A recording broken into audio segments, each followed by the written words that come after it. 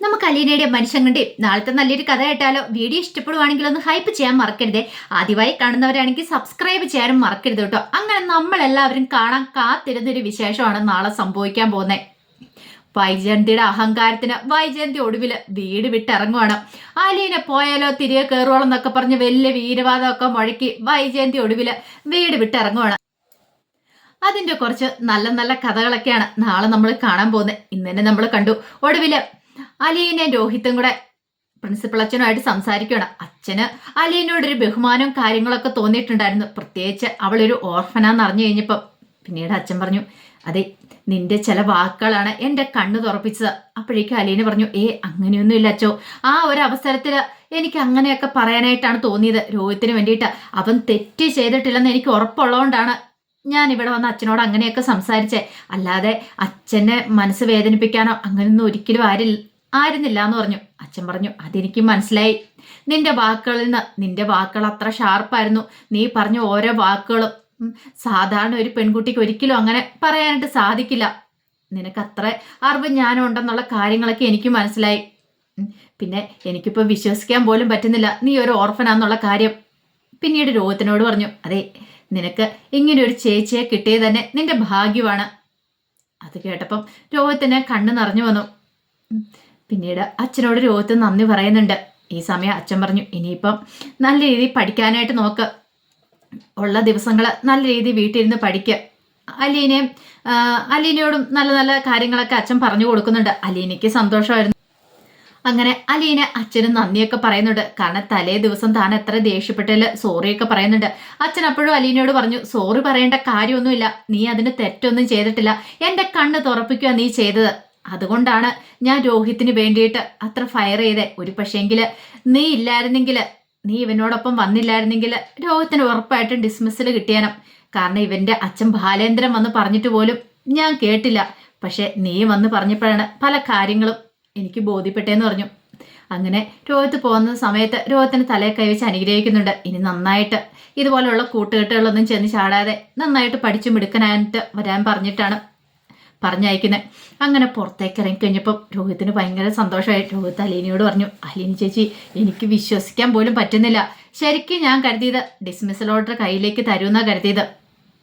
ഇതിപ്പോൾ സസ്പെൻഷൻ 1 മാസത്തേക്കല്ലേ.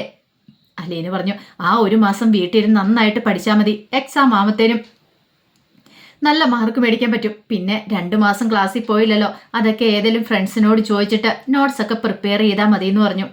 ആ സമയം രോഹിത്ത് പറഞ്ഞു, എങ്ങനെ എനിക്ക് നന്ദി പറയണമെന്ന് അറിയില്ല എന്ന് പറഞ്ഞു.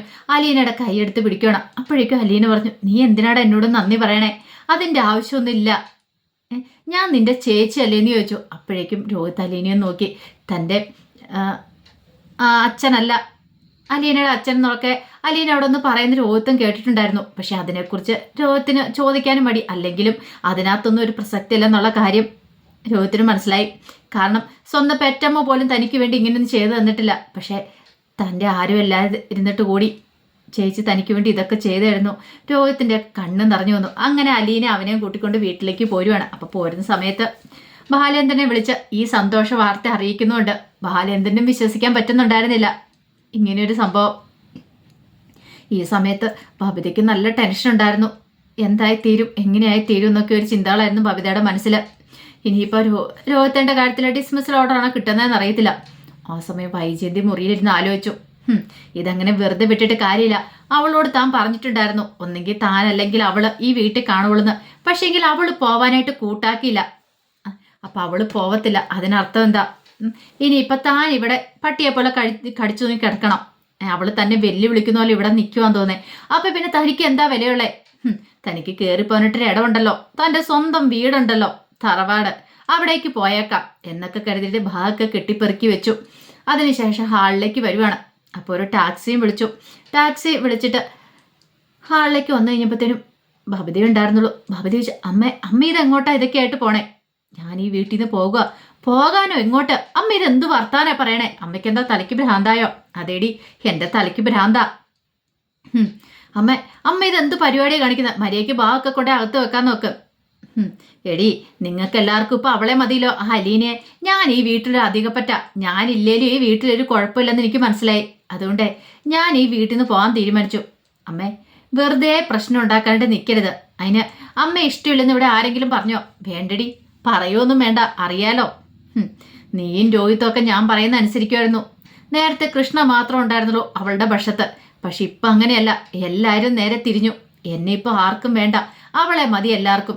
ഒരു കാര്യം ഞാൻ പറഞ്ഞേക്കാം, ഞാൻ ഈ വീട്ടിൽ നിൽക്കണമെങ്കിൽ അവൾ ഈ വീട്ടിൽ നിന്ന് പോകണം. അവൾ ഈ വീട്ടിൽ നിന്ന് പോകാതെ ഞാൻ ഇവിടെ നിൽക്കില്ല. പറ്റുമോ? നിനക്ക് അവളെ ഈ വീട്ടിൽ നിന്ന് പറഞ്ഞു വിടാൻ പറ്റുമോ? ബബിത പറഞ്ഞു, അതെങ്ങനെയാ അമ്മേ അലീന ചേച്ചിയെ പറഞ്ഞു വിടുന്നേ? അലീന ചേച്ചിയെ പറഞ്ഞു വിടാൻ അച്ഛൻ സമ്മതിക്കുമോ? നിന്റെ അച്ഛൻ സമ്മതിക്കില്ല. അത് മാത്രമല്ല നിങ്ങൾ സമ്മതിക്കില്ല എന്ന് എനിക്കറിയാം. അപ്പോൾ ഒരു കാര്യം ചെയ്യാം, ഈ അമ്മ ഇനി നോക്കണ്ട, ഞാൻ പോയേക്കുമെന്ന് പറഞ്ഞു. അല്ലമ്മേ, അമ്മ എങ്ങോട്ടാ പോന്നേ? എന്താടി, എനിക്ക് കയറി ചെല്ലാനായിട്ടൊരു ഇടമൊന്നുമില്ലേ? എനിക്ക് എൻ്റെ വീടുണ്ടറി, എനിക്ക് അങ്ങോട്ടേക്ക് പോകാനറിയാം. നിനക്കൊക്കെ ഒരു വിചാരം കാണുമായിരിക്കും ഞാൻ ആരും ഇല്ലാത്ത ഒന്നുമില്ലാത്തവളായിരിക്കുന്നു. ഞാൻ കൈതയ്ക്കൽ മാളി വീട്ടി കുഞ്ഞിരാമേൻ്റെ മോളാടി.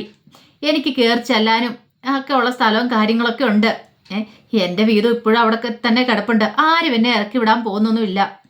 അത് കേട്ടപ്പോൾ ഭവിത പറഞ്ഞു, അമ്മ എടുത്ത് ചാടി ഒരു തീരുമാനം എടുക്കരുത്. അച്ഛൻ വരട്ടെ, അച്ഛൻ വന്നിട്ട് തീരുമാനിക്കാം. ഒരു കുറ്റം വരുന്നു പോലും. എടി, ബാലേന്ദ്രൻ എന്നോട് എന്തെങ്കിലും സ്നേഹം ഇഷ്ടം ഉണ്ടായിരുന്നെങ്കിൽ പണ്ടേ അവളെ വീട്ടിൽ നിന്ന് പറഞ്ഞു വിട്ടേരാം. അതിന് തയ്യാറല്ല. എന്തുകൊണ്ടാ? അവളോടാണ് അയാൾക്ക് സ്നേഹവും കരുതലും ഒക്കെ.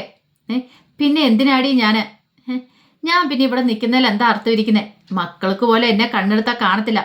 പിന്നെ ഒരു കാര്യം ഞാൻ പറഞ്ഞേക്കാം, എൻ്റെ പിന്നാലെ ആരും വന്നേക്കരുത്. ഞാൻ ഈ വീട്ടിലേക്ക് വരണമെങ്കിൽ ആ അലീന എന്ന് പറയുന്ന ആ വേലക്കാരി ഉണ്ടല്ലോ, അവളിവിടുന്ന് പോണം. ആ വേലക്കാരി പിശാശ് ഇവിടുന്ന് ഇറങ്ങിയാലോ ഞാൻ ഈ വീട്ടിലേക്ക് കാലെടുത്ത് കുത്തോളൂ. ഭവിത പറഞ്ഞു, അമ്മയ്ക്ക് അലീന ചേച്ചി ഞാൻ എന്ത് ദ്രോഹമാണ് ചെയ്യുന്നേ? എന്തെങ്കിലും ദ്രോഹം ചെയ്യുന്നുണ്ടോ? ഇല്ലല്ലോ.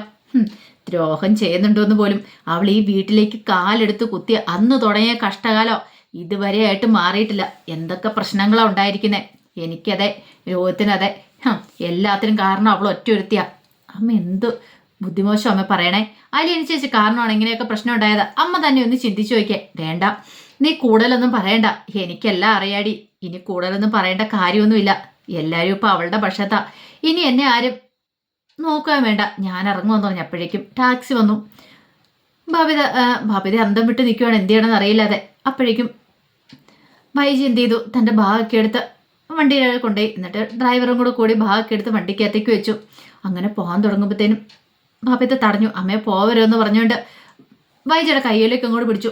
വൈജി ഒരു തള്ളു തള്ളി. ഭവിത പോയി വീഴാനായിട്ട് പോയി. അങ്ങനെ വൈജ കാറിലേക്ക് കയറിയിട്ട് അങ്ങോട്ട് പോകുമ്പോഴത്തേനും എന്ത് ചെയ്യണമെന്ന് അറിയുണ്ടായിരുന്നില്ല ഭവിതയ്ക്ക്. വല്ലാത്തൊരു ബുദ്ധിമുട്ടായിരുന്നു. കുറച്ച് കഴിഞ്ഞപ്പോഴത്തേനുമാണ് അലീനെ രോഹിത്തും ഒക്കെ വീട്ടിലേക്ക് വരുന്നത്. വീട്ടിലേക്ക് വരുമ്പോഴത്തേനുമാണ് ഭവിത ഈ കാര്യം പറയണേ. ഇന്നപോലൊരു സംഭവം ഉണ്ടായി, അമ്മ വീട് വിട്ടു പോയെന്ന്. അലീനയ്ക്ക് സങ്കടം സഹിക്കാൻ പറ്റിയില്ല. താൻ കാരണമാണ് തനിക്കൊരു അന്ത്യശാസനം തന്നാണ് ഈ വീട്ടിൽ നിന്ന് പോകണമെന്ന്. അപ്പോഴേക്കും രോഹിത്ത് പറഞ്ഞു, അല്ല അമ്മയ്ക്കിത് എന്തിൻ്റെ കേടാ? എനിക്കറിയില്ല. അമ്മയോട് മാക്സിമം പറഞ്ഞു നോക്കി. അതുപോട്ടെ, നിങ്ങൾ പോയ കാര്യം എന്തായെന്ന് ചോദിച്ചു. അപ്പം നടന്ന കാര്യങ്ങളൊക്കെ പറയാണ്. സസ്പെൻഷൻ 1 മാസത്തേക്കോ. രക്ഷപ്പെട്ടില്ലേ? അപ്പോഴേക്കും രോഹിത്ത് പറഞ്ഞു, അലീന ചേച്ചി ഉള്ളതുകൊണ്ട് മാത്രം, അല്ലായിരുന്നെങ്കിൽ ഉറപ്പായിട്ടും എനിക്ക് ഡിസ്മിസിൽ കൈ കിട്ടിയാലെന്ന് പറഞ്ഞു. പക്ഷെ അലീനയുടെ മുഖം അപ്പോഴും തെളിഞ്ഞിട്ടില്ല. ആ സമയത്ത് ഭവിത പറഞ്ഞു, എന്താ ചേച്ചിക്ക് എന്ത് പറ്റിയെന്ന് ചോദിച്ചു.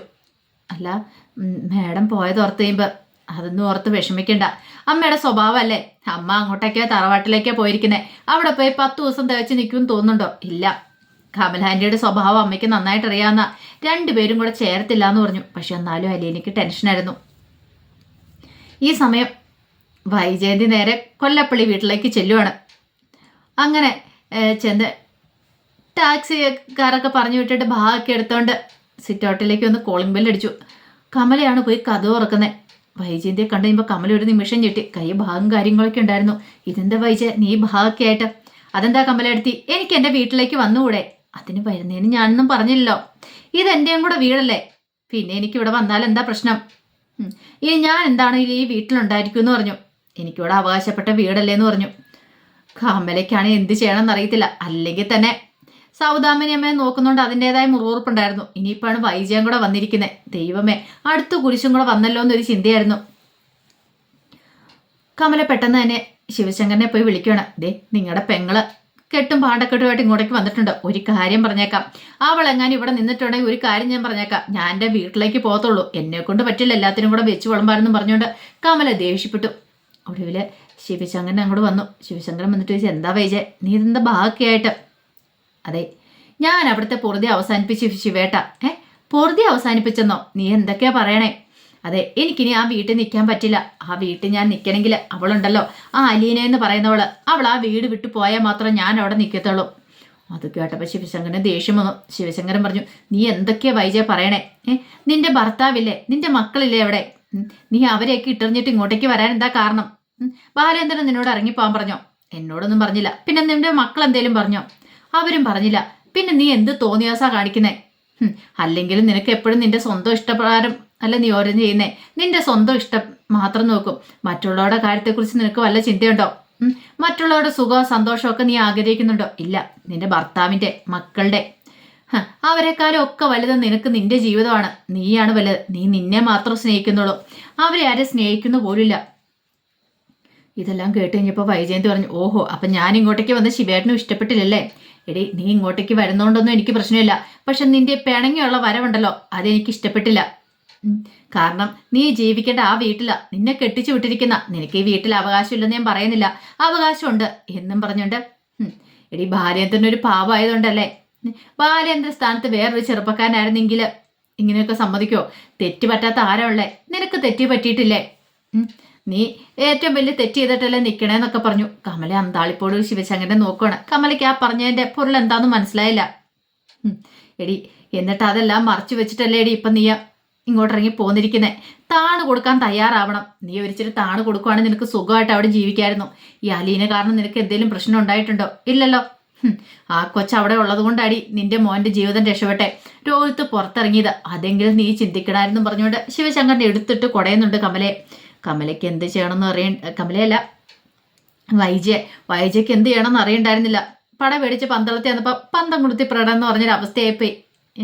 കാരണം ശിവശങ്കരന് വായി തോന്നിയല്ല ശിവശങ്കരൻ പറഞ്ഞു. അത്രയ്ക്ക് ദേഷ്യമായിരുന്നു. ഒന്നാമത്തെ കാര്യം ഹരിയുടെ കാര്യം ഓർത്ത് അതിൻ്റെ ടെൻഷൻ. അതിൻ്റെ ഇടയ്ക്കാണ് വൈജ ഓരോ നൂലാമലകൾ ഒപ്പിച്ച് ഇങ്ങോട്ടേക്ക് വന്നിരിക്കുന്നത്. അപ്പം അതിൻ്റെ കഥകളൊക്കെയാണ് നമ്മൾ കാണാൻ പോകുന്നത്. ആ വിശേഷങ്ങൾക്കായി നമുക്ക് എല്ലാവർക്കും കാത്തിരിക്കാം കേട്ടോ.